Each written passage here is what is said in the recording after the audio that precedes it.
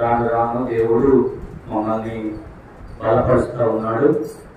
దుఃఖ జనములు నివారణ చేసి మమ్మల్ని ఈ రీతిగా సజీవులో ఉంచి ఈ కార్యక్రమం ద్వారా దేవుని కనపరచడానికి ప్రభుత్వం కృపను అనుగ్రహించాడు. మా అమ్మగారికండి మే 16వ తారీఖు తర్వాత బలహీనత గురయ్యారు. దానికి సంబంధించినటువంటి ట్రీట్మెంట్ వరకు రావులపాలెంలోనే స్థానికంగా వైద్య పరిచర్య జరిగించినప్పటికీ కూడా ఇంకా కొన్ని దినాలైనప్పటికీ ఇంకా పూర్తిగా నయం కాని పరిస్థితుల్లో టెస్టులు చేశారు.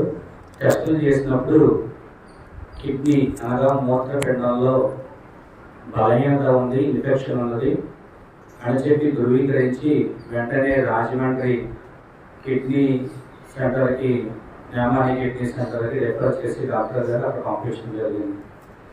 అక్కడికి వెళ్ళిన తర్వాత 4 రోజులు మెడిసిన్స్ రాసిచ్చి అంతకే తగ్గకపోతే కనుక హాస్పిటల్లో అడ్మిట్ చేయాలని చెప్పారు.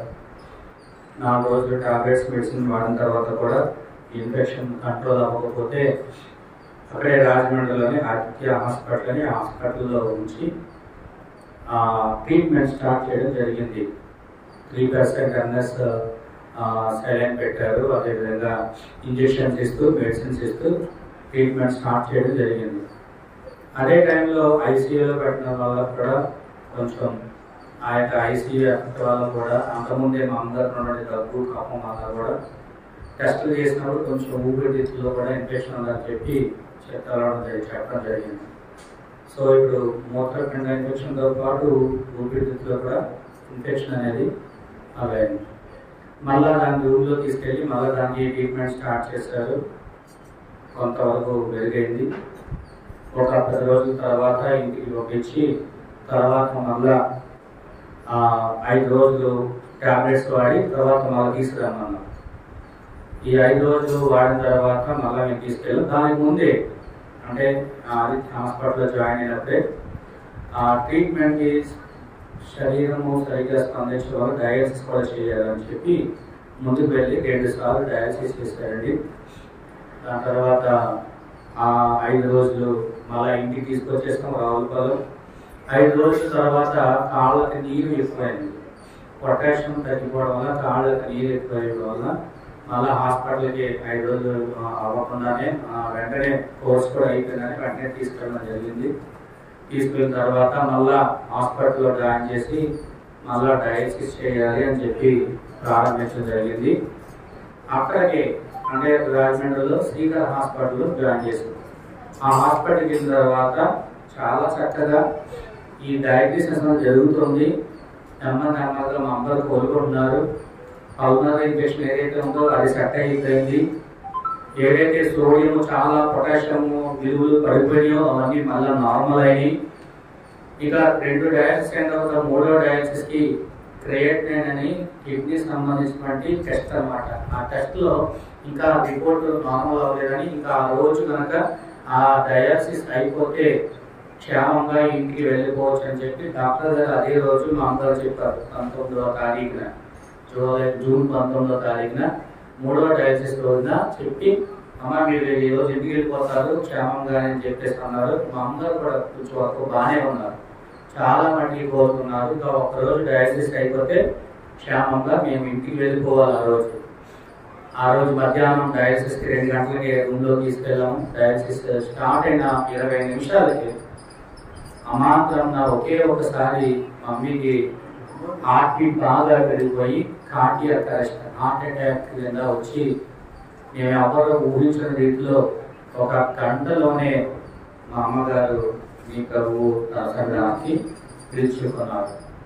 ఇదంతా మేము నిర్ధాంతపోయేటువంటి పరిస్థితి. ఆ సమయంలో నేను మా అమ్మగారి దగ్గరే ఉన్నాను. ఆ ఐసీయూలో డయాలసిస్ చేస్తున్నప్పుడు పక్కనే ఉన్నాను. ఇది చాలా బాధాకరమైనటువంటి పరిస్థితి అని చెప్పి నేను తెలియజేస్తున్నాను. జస్ట్ ఒక విషయం చెప్తాను, 2-3 విషయాలు చెప్తాను. ఈ విషయం చెప్పి నేను ముగిస్తాను. ఒకటి, మా అమ్మగారు కొన్నటువంటి నిజమైన బలహీనత ఏంటంటే మా అమ్మగారికి కిడ్నీ ఇన్ఫెక్షన్ వచ్చింది. దాని తర్వాత లంగ్స్ సంబంధించిన ఇన్ఫెక్షన్ వచ్చింది. దాని తర్వాత సోడియం పొటాషియం లెవెల్స్ పడిపోయి ఎంత చేసినా కానీ బాడీ స్పందించిన పరిస్థితి వచ్చింది. మా అమ్మగారు ఏ బలహీనత హాస్పిటల్లో జాయిన్ అయ్యారో ఆ హాస్పిటల్లో జాయిన్ అయినటువంటి బలహీనత కాకుండా మేము ఎవరో ఊహించినటువంటి రీతిలో దేవుడు తన సంధానానికి పిలుచుకున్నాడు. అది మేము చాలా ఆశ్చర్యపడ్డాము.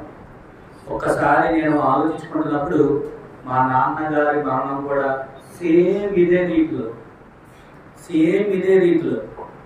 నాన్నగారు బలహీనత, న్యూమోనియా, లంగ్ ఇన్ఫెక్షన్, తర్వాత వైరల్ ఫీవర్ ఇవన్నీ ఒక ఎత్తు అయితే నాన్నగారు హాస్పిటల్ తీసుకున్న తర్వాత కార్డియాక్ అరెస్ట్ చనిపోయారు. మా అమ్మ కానీ ఒక బలహీనతో మేము హాస్పిటల్ తీసుకెళ్తే ఆ కార్డియాక్ అరెస్ట్ తోటి జరిగింది. మా నాన్నగారిని హాస్పిటల్లో జాయిన్ చేసిన తర్వాత నాకు ఊపిరి అందట్లేదు, ఇది ఆక్సిజన్ ఊపిరి అందట్లేదు అని చెప్పేసి అన్నారు. మా అమ్మగారు మరణించక ముందు కూడా డయాలసిస్ జరుగుతుంటే ఒకేసారి మంచం మీద పైకి వేసి నాకు ఊపిరి అందట్లేదు అనే మాట అన్నారు. మా అమ్మగారు, మా నాన్నగారు, మా అమ్మగారు సేమ్ ఒకే మాటలు మాట్లాడారు చనిపోక ముందు. వారిద్దరు కూడా same okay cause of death, రెండు ఒకే కారణంతో వారు ప్రభు సంధానానికి పిలుచుకున్నారు. నాకు అప్పుడు దేవుని యొక్క పిలుపు విషయంలో నిజమైనటువంటి ప్రేమ కలిగినటువంటి భార్యాభర్తల్ని దేవుడు ఎలా పిలుచుకున్నాడు, తన ప్రణాళిక మరణంలో సైతము దేవుడు అలాగే ఆయన సంధానానికి పిలుచుకున్నారు. ఇది తెలిసిన తర్వాత నేను ప్రభుని కనపరిచాను, ప్రభు ఎంతగానో స్తుతి చెల్లించాను. మరి ఈ రోజుకి ఇంచుమించుగా ఒక వారం రోజులైంది, 40 రోజులు అవుతుంది, 23 రోజులైంది. మరి ఈ రోజు ఈ యొక్క మా అమ్మగారి యొక్క జ్ఞాపకార్థం యునైటెడ్ యూత్ ప్రేయర్ ఫెలోషిప్ వారి యొక్క ప్రోత్సాహం సహకారంతో మా కుటుంబం అంతా కలిసి, మరి గతంలో మా తండ్రి గారు చనిపోయిన తర్వాత కూడా మొట్టమొదటి చారిటీ క్యాంప్ మీ వద్దకి రావడం జరిగింది. మీ వద్దకు వచ్చి మేము ఈ యొక్క చారిటీ క్యాంప్ నిర్వహించడం యునైటెడ్ యూత్ ప్రేయర్ ఫెలోషిప్ వారిలో జరిగింది. మా అమ్మగారు చనిపోయిన తర్వాత కూడా 23 రోజుల్లోనే మేము మళ్ళా మీ వద్దకు వచ్చి మళ్ళా మేము ఈ చారిటీ క్యాంప్ ని మీ వద్ద పెట్టి మా ప్రేమను, మా తల్లి గారి యొక్క జ్ఞాపకార్థం ప్రేమను మా నాన్నగారు ఏ తండ్రి గారు భావించి, జాన్ బెంజీ గారు తండ్రిగా భావించి ఇక్కడ అనేక పాలు పరిచయంలో వచ్చి మా ప్రేమను కనపరచామో అదే రీతిగా మేము మా ప్రేమను కనపరచడానికి, మీ ప్రేమను, మీ ప్రార్థనను మేము పొందుకోవడానికి మేము ఇక్కడ మీ మధ్యకు రావడం జరిగింది. కాబట్టి విడనాడబడినటువంటి మా కుటుంబం కొరకు డాడీ లేదు, మమ్మీ లేదు, మేము 60 పిల్లలమండి. 4 వివాహాలని, ఇంకో 4 వివాహాలు కావాల్సింది. మేము ధైర్యంగానే ఉన్నాం.